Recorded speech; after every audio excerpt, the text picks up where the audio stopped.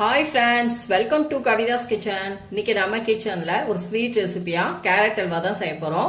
இந்த கேரட் அல்வா வந்து ப்ரெஷர் குக்கர்ல எப்படி ஈஸியா சிம்பிளா செய்யறதுங்கிறத பார்க்கலாம் வாங்க. அடுப்புல ஒரு பேன் வச்சுட்டு இதுல நம்ம வந்து ஒரு 2 ஸ்பூன் அளவுக்கு நெய் சேர்த்துக்கலாம். இப்ப இந்த நெய்ல நம்ம இந்த அல்வாவுக்கு தேவையான அளவு முந்திரி பருப்பு மற்றும் உலர் திராட்சை வந்து நான் 2 கட் பண்ணி வச்சிருக்கேன். இதை நம்ம ரோஸ்ட் பண்ணி எடுத்துக்கலாம். இப்போ நமக்கு முந்திரி பருப்பும் உலர் திராட்சையும் லைட்டாக ரோஸ்ட் ஆயிடுச்சு. இதை நம்ம ஒரு வேற பவுலுக்கு மாற்றிக்கலாம். இப்போ முந்திரி நம்ம வந்து திராட்சை வறுத்தோம் பாருங்க, அந்த நெய்யிலே நான் வந்து இன்னைக்கு ஒரு 1/4 கிலோ கேரட்டை இந்த மாதிரி தோலெல்லாம் சீவிட்டு நல்லா கட் பண்ணி தோலெல்லாம் ரிமூவ் பண்ணிட்டு வாஷ் பண்ணிட்டு இந்த மாதிரி கட் பண்ணி வச்சிருக்கேன். இப்போ இதில் சேர்த்து நம்ம வதக்கிக்கலாம்.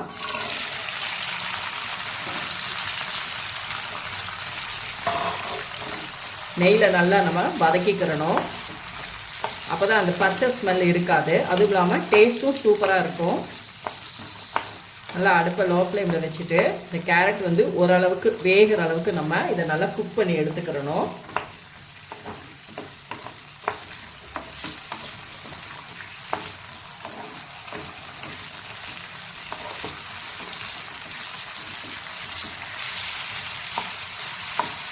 ஃப்ரெண்ட்ஸ், இப்போ இது ஓரளவுக்கு நமக்கு வதங்கிருச்சு.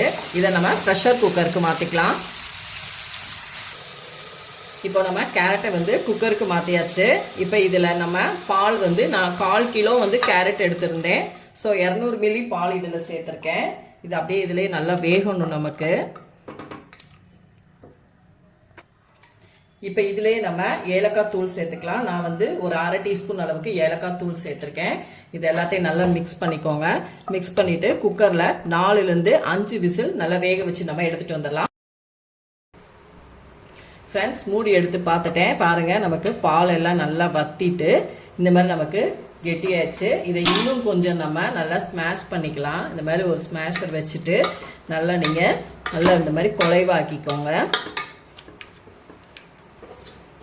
இப்போ பாருங்கள், நமக்கு நல்லா கெட்டியாயிடுச்சு. பாலெல்லாம் நல்லா வத்திருச்சு. இந்த ஸ்டேஜில் நம்ம சுகர் சேர்த்துக்கலாம். நான் வந்து ஒரு 3/4 கப் சேர்த்துருக்கேன். அதாவது 1/4 கிலோ கேரட்டுக்கு 200 மில்லி பால் எடுத்துக்கோங்க.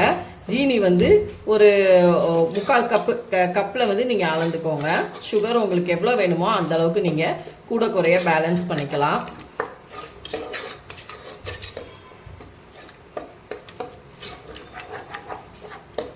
நான் வந்து இன்னைக்கு கேரட் அல்வாக்கு ஃபுட் கலர் எதுவும் சேர்க்க போகிறதில்ல. இந்த கேரட்டோட கலர் நேச்சுரல் கலராகவே இருக்கட்டும்னு அப்படியே நான் வந்து விட்டுட்டேன். இப்போ இது வந்து நம்ம சுகர் சேர்த்ததுக்கப்புறம் கொஞ்சம் நல்லா அப்படியே மெல்ட் ஆகும். இது நல்லா திக்காகட்டும். திக்கானதுக்கப்புறம் நம்ம பார்க்கலாம். ஃப்ரெண்ட்ஸ், பாருங்கள், நமக்கு நல்லா திக்காயிடுச்சு. இப்போ இந்த ஸ்டேஜில் நான் 1 டீஸ்பூன் அளவுக்கு நெய் சேர்த்துக்கிறேன். அவ்வளோதான். நம்ம இந்த கேரட்டை வதக்கும் போது நெய் சேர்த்தது தான். அப்புறம் முந்திரி திராட்சையை வறுத்தோம் இல்லையா, அவ்வளோதான். இப்போ 1 டீஸ்பூன் நம்ம வந்து நெய் சேர்த்துருக்கோம். இப்போ இதில் நம்ம நெய்யில் வறுத்து வச்சு பாருங்கள், அந்த நட்ஸு ட்ரை கிரேப்ஸ் அதை வந்து சேர்த்துட்டு நல்லா கிண்டிக்கலாம். அவ்வளோதான். சிம்பிளாக நம்ம ப்ரெஷர் குக்கரில் குயிக்காக செஞ்சாச்சு. ரொம்ப அதிக டைம்லாம் எடுக்காது.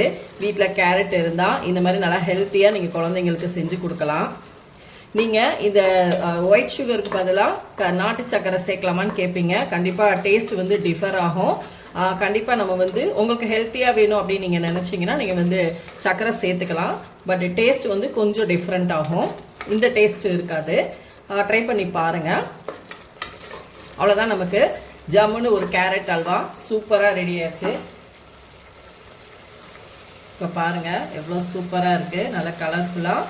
நீங்கள் வந்து ஃபுட் கலர் வேணால் சேர்த்துக்கலாம். நான் வந்து இந்த கேரட்டோட நேச்சுரல் கலர் இருக்கட்டும்னு நான் ஃபுட் கலர் எதுவும் சேர்க்கலை.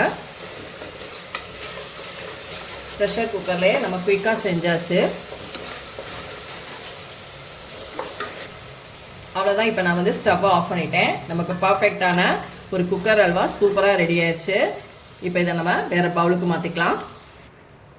ஃப்ரெண்ட்ஸ், பாருங்கள், நமக்கு சூப்பரான ஒரு கேரட் அல்வா ப்ரெஷர் குக்கர்லேயே நம்ம ரெடி பண்ணியாச்சு. நீங்களும் இதே மாதிரி செஞ்சு பாருங்கள். டக்குன்னு நம்ம வீட்டுக்கு கெஸ்ட் வந்துட்டாங்கன்னா வீட்டில் இருக்கக்கூடிய இந்த கேரட்டில் நம்ம அவங்களுக்கு ஸ்வீட் செஞ்சு கொடுக்கலாம். எல்லோரும் நல்லா இருக்குன்னு ரொம்ப உங்களை பாராட்டுவாங்க. இந்த வீடியோ பிடிச்சிருந்தா லைக் அண்ட் ஷேர் பண்ணுங்கள். மறக்காமல் கவிதாஸ் கிச்சனுக்கு சப்ஸ்கிரைப் பண்ணிக்கோங்க. கூடவே பெல் பட்டனை கிளிக் பண்ணுங்கள். அப்போ தான் நம்ம வீடியோஸ் எல்லாமே உங்கள் நோட்டிஃபிகேஷனுக்கு வரும். கண்டிப்பாக நீங்களும் இதே மாதிரி ட்ரை பண்ணி பாருங்கள் ஃப்ரெண்ட்ஸ்.